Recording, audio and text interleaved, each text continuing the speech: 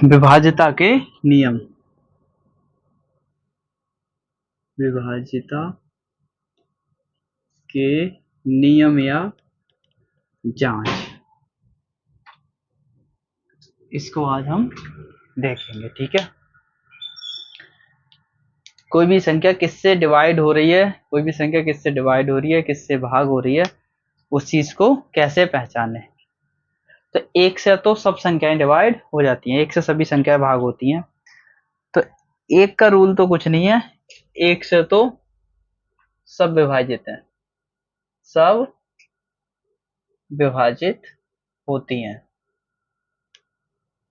होती हैं, सब विभाजित होती हैं एक से तो।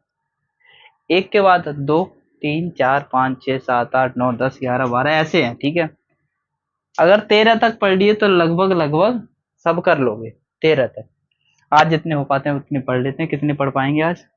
2 से, देखो 2 से जिसका यूनिट डिजिट 0 हो, 2 हो, 4 हो, 6 हो, 8 हो, वह संख्या 2 से पूरी पूरी कट जाएगी और विभाजित हो जाएगी। जैसे 1 2 2 से भाग हो जाएगी, 1 0 2 से भाग हो जाएगी, हो गई।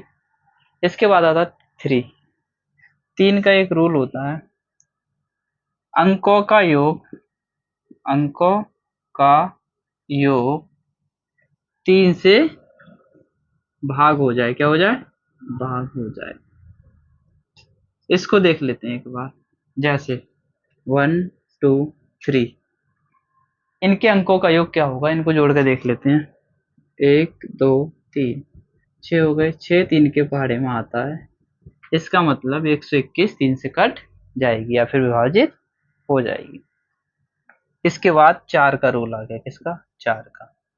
4 के रूल में 2 चीजें हैं, या तो लास्ट में 2 जीरो हो, कितने? लास्ट 2 अंक 2 जीरो हो, या फिर लास्ट 2 जो अंक हैं वो 4 से विभाजित हो। जैसे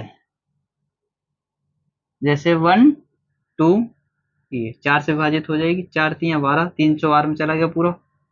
या मैंने बोला कि लास्ट के 2 अंक 4 से पूरे पूरे कट जाएं, तो 1 1 2 0 ऐसे ले लेते हैं। इसको काट के देख लेते हैं। 4 दूनी 8, कितने बचे? 3, 4 अट्ठे 32, कट गया, कट गया। और कुछ ले लेते हैं, 1144, ये भी 4 से कटेगा नहीं कटेगा, इसको भी देख लेते हैं। 4 दूनी 8, 3 बचे, 4 अट्ठे 32, 2 बचे, 4 छंग 24, कट गया। मतलब ये रूल काम कर रहा है। लिखना last two digit divide by किससे?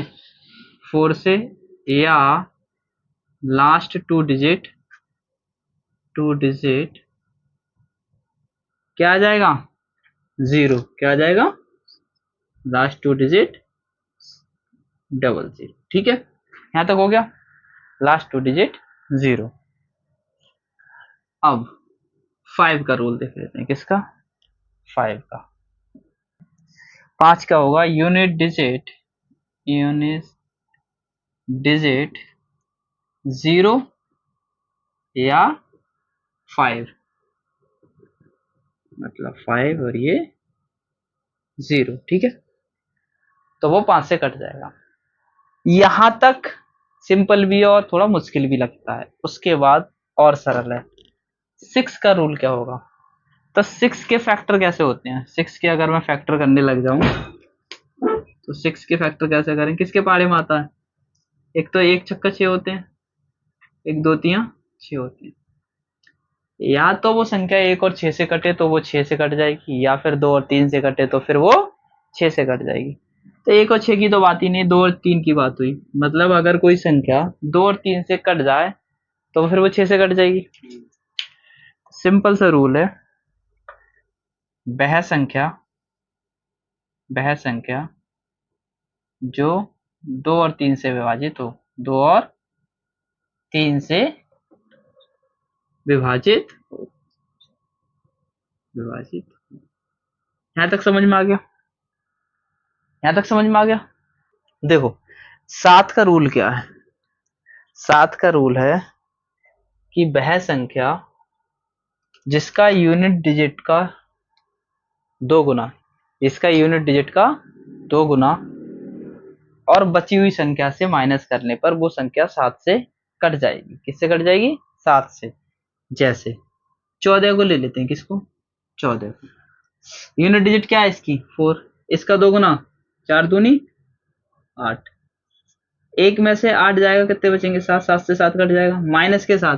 देखो इन चीजों में तुम्हें माइनस प्लस नहीं देखना है, इनका सार्वधान क्या आना चाहिए? 7 से विभाजित होना चाहिए, माइनस प्लस नहीं देखना है। ठीक है, तो लिखो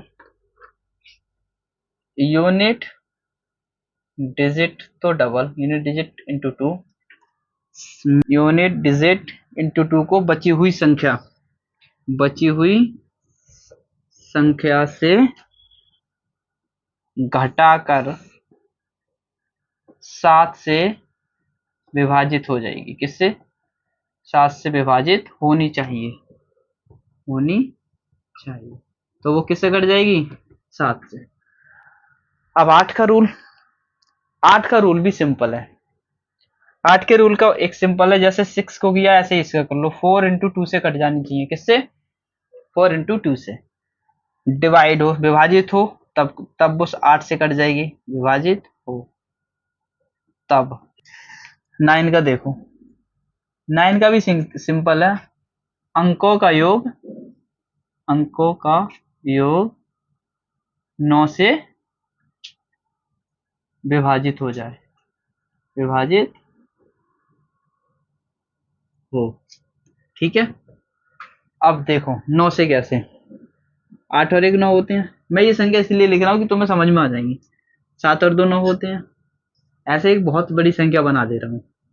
3 और 6 9 होते हैं। तो देखो ये 9 हो रहे हैं, ये 9 हो रहे हैं, ये भी 9 हो रहे हैं। ठीक है, मान लो हमें ये तो ये 9 9 दिख रहे हैं। ठीक है, ना भी दिखते तो उन संख्याओं को जोड़ लेते, जैसे 9 9 18 9 27। ठीक है, 27 को जोड़ देते, 2 और 7 को 9 बैठ रहे हैं, 9 तो कट ही जाएगा। ऐसे करके एक साइकिल भी लेके आ सकते हो तुम कि लास्ट में आके 9 ही बचे, तो ये 9 से कट जाएगी, ये भी कट जाएगी। तो 10 का सिंपल है, लास्ट में सिर्फ एक जीरो हो चल जाएगा काम, एक से ज्यादा हो तब भी चल जाएगा। यूनिट डिजिट इज 0, परमानेंटली 0 ही हो तभी कटेगी 10 से। 11 का रूल क्या होगा? देखो 11 का मैं तुम्हें बता देता हूँ। जब हम 11 का पहाड़ा पढ़ते हैं तो 3 अंकों की संख्या लो, ये 121। 11 का क्यूब क्या होता है? 1331। 1331 से तुम अच्छे से समझ पाओगे कि 11 का रूल होता क्या है। देखो अगर मैं ऐसे चलूं तो ये ऑड प्लेस है, ऑड प्लेस है ये। ऑड का मतलब ये विषम प्लेस है, विषम का मतलब ये पहला है, ये पहला है, ये दूसरा है, ये तीसरा है, ये चौथा है। ये बात तो समझ गए हो? पहले को 1 और 3 क्या होती हैं? विषम संख्या। 2 और 4 सम संख्या, सम संख्या। तो ये 3 मत देखना कि 3 तो ऑड इवन, 3 3 नहीं देखना। सेकंड प्लेस पे क्या है? 3। लेकिन ये सेकंड प्लेस वाला क्या है? इवन। प्लेस की बात कर रहा हूं मैं। Third place odd, fourth place, ये चीज समझ गए? समझ गए?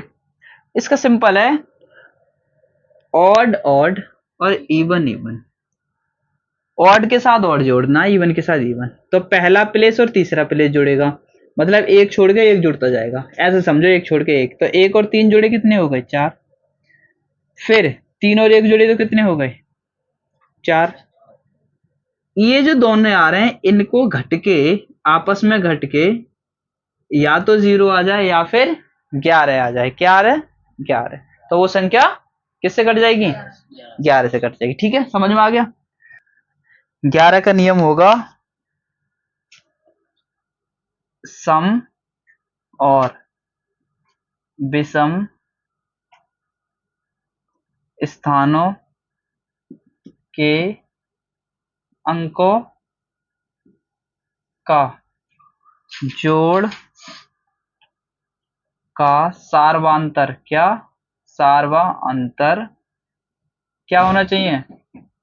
0 या 11 से विभाजित हो जाए। यहां तक समझ गए? 11 से विभाजित हो जाए। या फिर वो 11 का गुणज हो। 11 का गुणज समझते हो तुम? गुणज क्या होता है? गुणज बता रहा हूं मैं क्या होता है। जो 11 के पहाड़े में आता हो, तो चाहे वो 11 हो जुड़ के, या 22 हो, या 33 हो, ऐसे करके होता चला जाए। ठीक है, तो 11 का रूल समझ में आ गया।